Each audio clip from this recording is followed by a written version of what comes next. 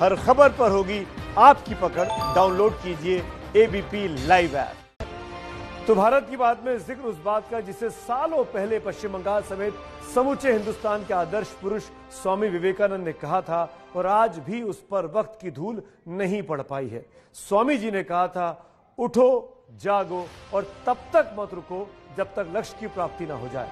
स्वामी जी के इसी कथन को बीजेपी ने अगले साल पश्चिम बंगाल में होने वाले चुनाव में जीत का मंत्र बना लिया है। 6 महीने पहले ही बिहार जीत के तुरंत बाद पीएम मोदी ने बंगाल विजय का उद्घोष कर दिया और लेफ्ट के गढ़ माने जाने वाले जेएनयू में स्वामी विवेकानंद की मूर्ति का अनावरण कर संकेत भी साफ कर दिया कि बंगाल में ममता दीदी के किले पर चढ़ाई शुरू कर दी गई है। ओ ममता दीदी,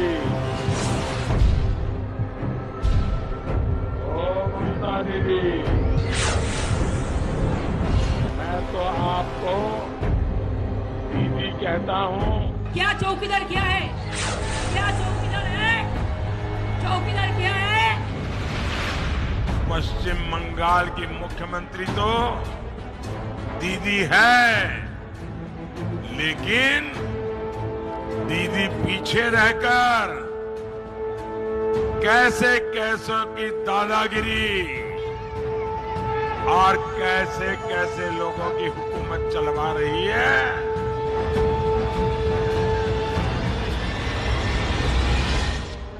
मौत का खेल खेल करके कोई मत नहीं पा सकता है। ये जरा दीवार पर लिखे हुए शब्द पढ़ लेना।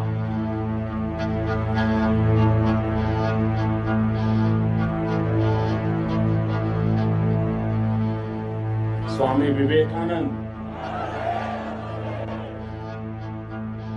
स्वामी विवेकानंद, स्वामी विवेकानंद का आशीर्वाद, दिलों में बंगाल जीतने का ख्वाब।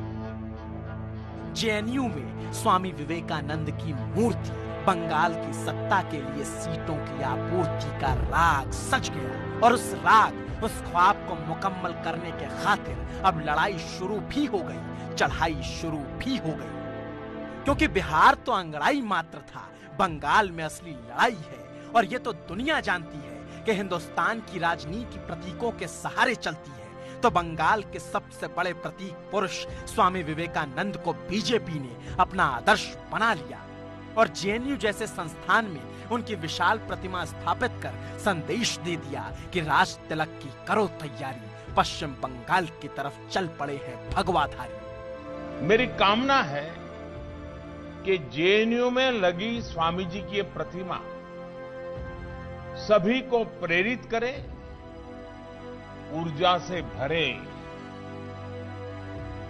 ये प्रतिमा वो साहस दे, करेज दे, जिसे स्वामी विवेकानंद जी प्रत्येक व्यक्ति में देखना चाहते थे। और यकीन मानिए, प्रधानमंत्री मोदी ने स्वामी जी की प्रतिमा का अनावरण भले ही दिल्ली के जवाहरलाल विश्वविद्यालय यानी जेएनयू में किया, भले ही संदेश दिल्ली से दिया, लेकिन इसका सीधा असर बंगाल की तरफ गया। और इससे यह भी साफ हो गया कि बीजेपी की नीति रणनीति के केंद्र में अब बंगाल ही होगा। योजना परियोजना के केंद्र में बंगाल होगा, धारण अभिधारण के केंद्र में बंगाल होगा। और शायद इसीलिए कल बीजेपी के मंच पर बिहार की जीत के जश्न में होंकार भरी तो एक पुकार प्रधानमंत्री ने बंगाल के लिए भी करी। सिर्फ नाम नहीं लिया, बाकी सब कुछ कह दिया। साथियों, जो लोग लोकतांत्रिक तरीके से हमारा मुकाबला नहीं कर पा रहे हैं, हमें चुनौती नहीं दे पा रहे हैं,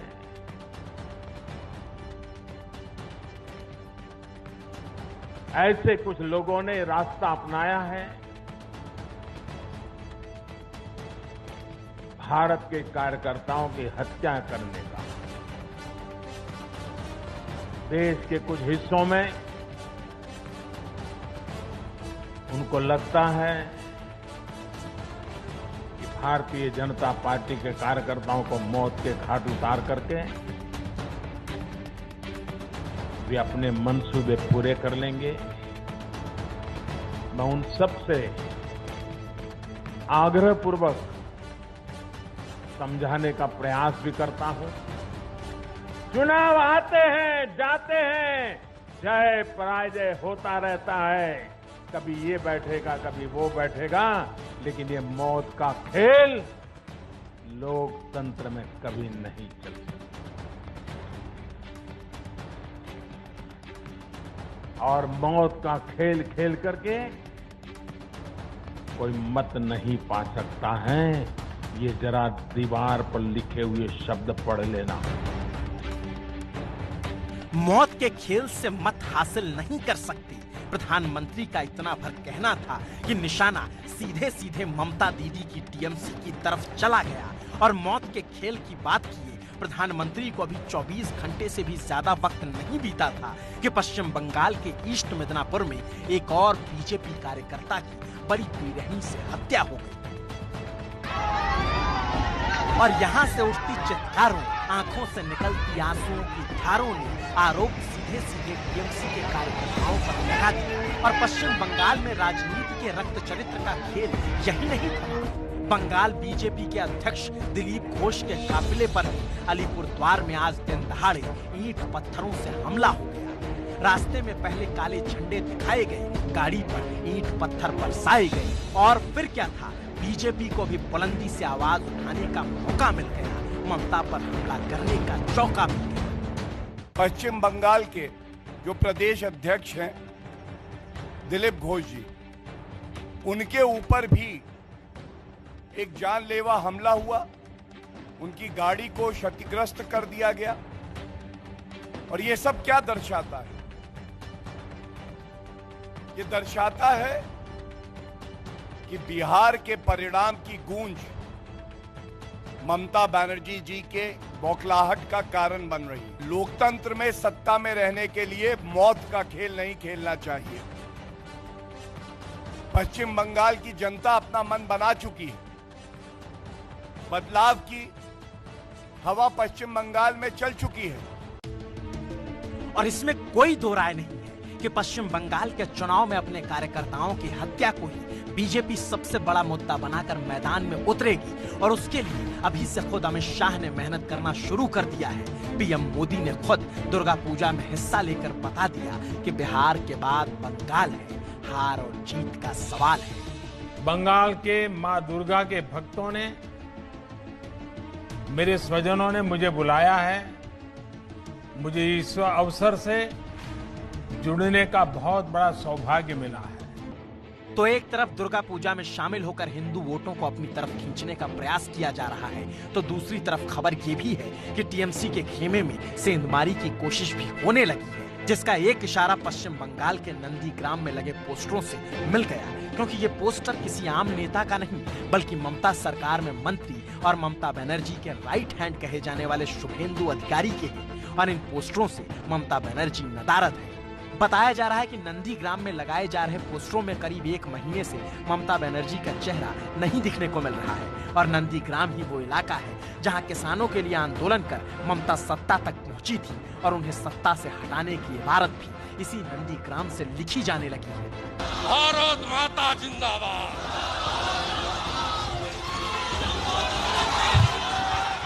क्योंकि ममता के बाद टीएमसी के सबसे कद्दावर चेहरे शुभेंदु अधिकारी ही माने जाते हैं और टीएमसी की रैलियों से अलग वो खुद की रैलियां कर रहे हैं, भारत माता की जय के नारे लगा रहे हैं। और अंदेशा यही जताया जा रहा है कि शुभेंदु ममता बनर्जी से नाराज हैं और नाराजगी की वजह भतीजे अभिषेक बनर्जी को ज्यादा तवज्जो देना है। रवीन दासेर रक्त, सत्येन गोलेर रक्त। और ऐसे में याद कीजिए कि कैसे असम के कांग्रेस के सबसे कद्दावर चेहरे हेमंता बिश्व शर्मा को अपने खेमे में लाकर न सिर्फ असम को बीजेपी ने अपने नाम किया, बल्कि पूरे नॉर्थ ईस्ट में कांग्रेस की जड़ें हिलाकर रख दिया। तो फिर क्या इस बार शुभेंदु को अपने खेमे में लाकर बीजेपी टीएमसी का खेल कर देगी? सवाल इसलिए क्योंकि बीजेपी के भी निशाने पर ममता के भतीजे हैं और शुभेंदु की नाराजगी भी उन्हीं से बताई जा रही है। साथियों, ममता दीदी ने पहले बंगाल को बर्बाद किया अपनी सत्ता के नशे में। अब वो बंगाल को और तबाह करने पर तुल गई है अपनी सत्ता जाने के डर से। उन्हें मां, माटी, मानुष की नहीं, सिर्फ और सिर्फ अपने हितों, अपनी कुर्सी, अपने रिश्तेदारों, अपने भतीजे, अपने टोलेबाजों की परवाह है और किसी की परवाह नहीं है। और ये तो वो हमले हैं जो प्रधानमंत्री मोदी ने 2019 के लोकसभा चुनाव में किए थे। इससे मारक और तगड़े हमले तो 2021 के विधानसभा चुनाव में किए जाएंगे, क्योंकि तब बात चंद सीटों की नहीं बल्कि सत्ता के लिए होगी, जिसकी हुंकार पिछले हफ्ते ही गृह मंत्री अमित शाह ने बंगाल पहुंचकर भर भी दी है। 22 सीटों का लक्ष्य आपने तो प्राप्त कर ही लिया था, आपके पराक्रम से प्राप्त हुआ, आपके परिश्रम से प्राप्त हुआ है। पर मैं आज यहाँ बांकुड़ा में बोलकर जाता हूँ, भगवान बिरसा मुंडा के अनुयायियों की भूमि है। मैं आपको कहकर जाता हूँ 200 से ज्यादा सीटों के साथ भारतीय जनता पार्टी। अमित शाह ने 200 सीटें जीतने का दावा किया है, जो अभी के हिसाब से मुश्किल जरूर लगता है, लेकिन जिस तरह की संगठनात्मक रणनीति बीजेपी बनाती है और जिस तरह से कई राज्य बीजेपी ने जीते, उससे अब कुछ भी असंभव लगता नहीं।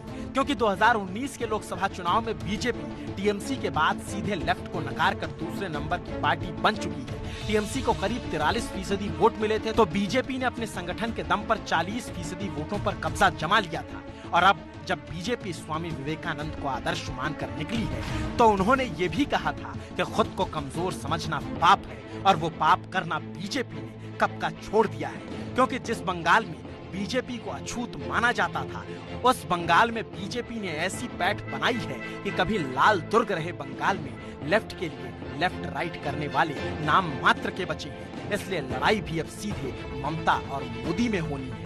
ओ ममता दीदी,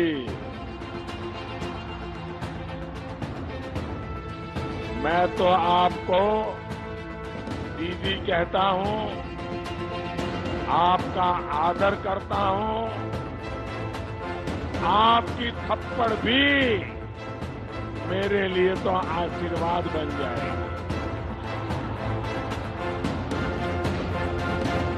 वो भी खा लूंगा, लेकिन ये भी कहूंगा कि अगर आपने अपने उन साथियों को थप्पड़ मारने का दम दिखाया होता, जिन्होंने चिट फंड के नाम पर गरीबों की कमाई लूट ली, तो आपको इतना डर न लगता।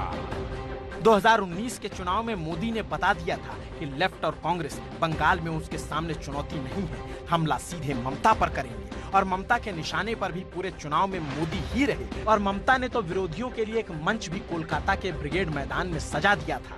और आने वाला दिन में तो बोलना है कि मोदी बाबू का सरकार को एक्सपायरी डेट हो गया है। जब कोई मेडिसिन हम खरीदते हैं उसको एक एक्सपायरी डेट होता है, तो इनका एक्सपायरी डेट खत्म हो गया है। अभी आने वाला दिन में नया चीज होना है, नया सुबेरा होना है, और एक साथ में हम लोग काम करेंगे, ये हमारा वादा है। लेकिन ममता के लाख हमलों के बावजूद अंत में सच्चाई यही रही कि बीजेपी 18 सीटें जीतने में कामयाब रही, कांग्रेस और लेफ्ट का वोट अपने पाले में लाने में कामयाब रही। और अब उसे सिर्फ टीएमसी के वोटों में सेंधमारी करनी है, जिसका बड़ा आधार मुस्लिम वोट बैंक है। क्योंकि पश्चिम बंगाल में करीब 2.4 करोड़ मुसलमान हैं, जो कुल आबादी के 27% होते हैं। 125 सीटों पर मुस्लिम वोटों का असर है और उनमें से 90 सीटें टीएमसी ने पिछले चुनाव में जीत ली थी। लेकिन अब मुस्लिम वोटों का एक और हिस्सेदार मैदान में आ चुका है। मुस्लिम वोटों के बंटवारे के लिए ओवैसी ने बंगाल चुनाव लड़ने का ऐलान कर दिया है, तो विपक्षी खेमे में हड़बड़ी मची है और बीजेपी ये कहकर चल पड़ी है कि रोक सको तो रोक लो। दादी, आपके बहरे कान खोल कर सुन लो, जितना रोकना चाहोगी भारतीय जनता पार्टी के कार्यकर्ता घर घर जाकर गांव-गांव जाकर कमल का संदेश। तो प्रधानमंत्री मोदी के मिशन बंगाल पर लगातार हमारी नजर अब आगे बनी रहेगी उसके लिए आपको एबीपी न्यूज देखना होगा।